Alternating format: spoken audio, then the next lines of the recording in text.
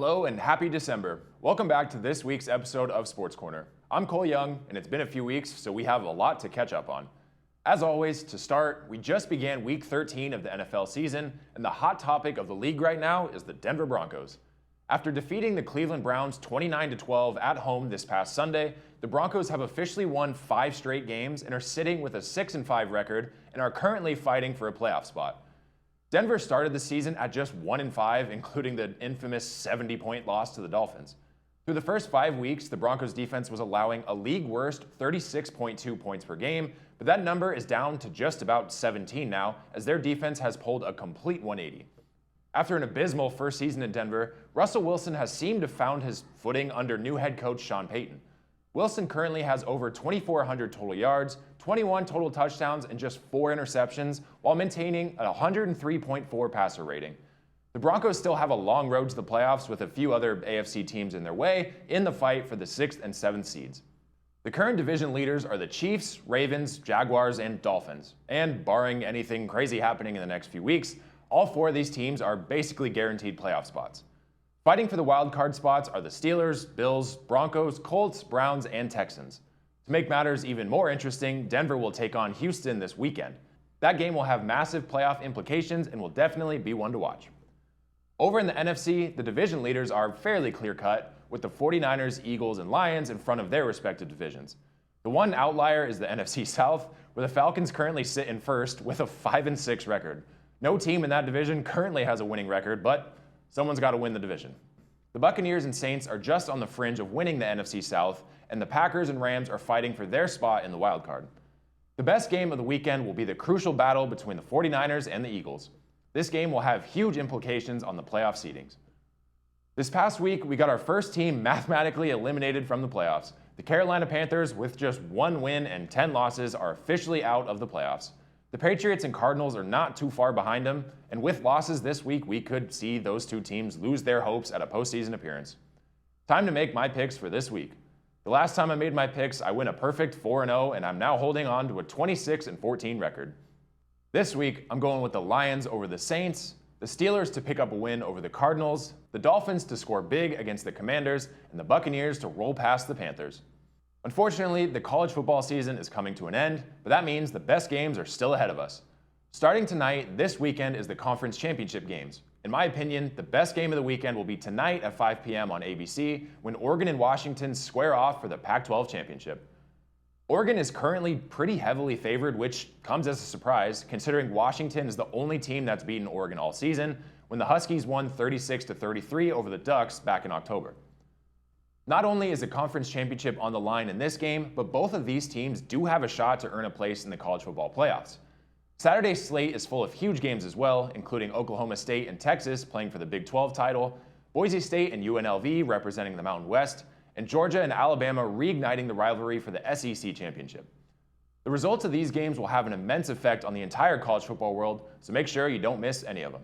Bowl season is also just around the corner. I haven't touched on the NBA too much so far this season, but one of the biggest changes and storylines of this season has been the addition of the in-season tournament. The inaugural in-season tournament tipped off on Friday, November 3rd, and will finish with the championship on Saturday, December 9th. All 30 teams were randomly drawn into 6 different groups of 5, and group play games were played every Tuesday and Friday, with the final games wrapping up this past Tuesday. Here's a look at the current tournament standings. In the East, the Bucks, Pacers, and Celtics lead the league, while the Knicks secured the wildcard spot. The Lakers led the pack in the West, followed by the Kings, Pelicans, and then the Suns bringing up the wildcard. These 8 teams now advance to the knockout round quarterfinals, which tip off on Monday the 4th. The semifinals will be on Thursday the 7th, and the championship game, like I said, will be on Saturday the 9th. The qualifying teams will compete for a prize pool and the new in-season tournament trophy, the NBA Cup. All 67 games across both stages of the in-season tournament will count towards the regular season standings, except for the championship. Each team will continue to play 82 regular season games in the 2023 season, including these games that are part of the group play and the knockout rounds. Slightly confusing, I know, but it's a fun twist to the traditional NBA season. Over on the ice, the NHL season has been exciting so far. I mentioned last week that the Kings and Ducks were both off to strong starts, but that remains true for just one team. The Ducks are sitting closer to the bottom of the Western Conference now. On Sunday, the Ducks lost their sixth straight game after an 8-2 blowout by Edmonton. The Ducks then stretched that losing streak to 7 straight after a 3-1 loss to Vancouver on Tuesday night. The Ducks have now lost 8 straight after a loss to Washington on Thursday. The record now sits at just 9-14. They will begin their 2-game stint against Colorado tomorrow night. On the other hand, the Kings defeated Montreal 4-0 last Saturday, marking their 5th straight win. The streak came to an end on Wednesday when the Kings fell short 2-1 to Washington, marking their first loss since November 11th. They're sitting at 4th in the Western Conference and 6th overall in the league. The New York Rangers, Boston Bruins, and Las Vegas Golden Knights are the top 4 teams in the NHL at the moment. One season has reached its conclusion and a champion was crowned. Max Verstappen secured his 19th victory of the year at Formula One's final race in Abu Dhabi on Sunday, capping the most dominant season by any driver in the sport's history, with 19 wins on the season. For reference, F1 has 22 races. Verstappen won 19, his Red Bull teammate Sergio Perez won 2 of them, and Ferrari's Carlos Sainz was the only non-Red Bull driver to pick up its single win this season. Verstappen beat his own record of 15 wins en route to his 3rd straight World Championship. This really comes as no surprise, though, because Verstappen secured his championship back in October, and Team Red Bull secured the Constructors' title in late September. Team Mercedes follows in 2nd place, with Ferrari finishing 3rd. To close out the show, the English Premier League is just about a third of the way done. After an incredible start, Tottenham has lost 3 straight matches and are now sitting in 5th place.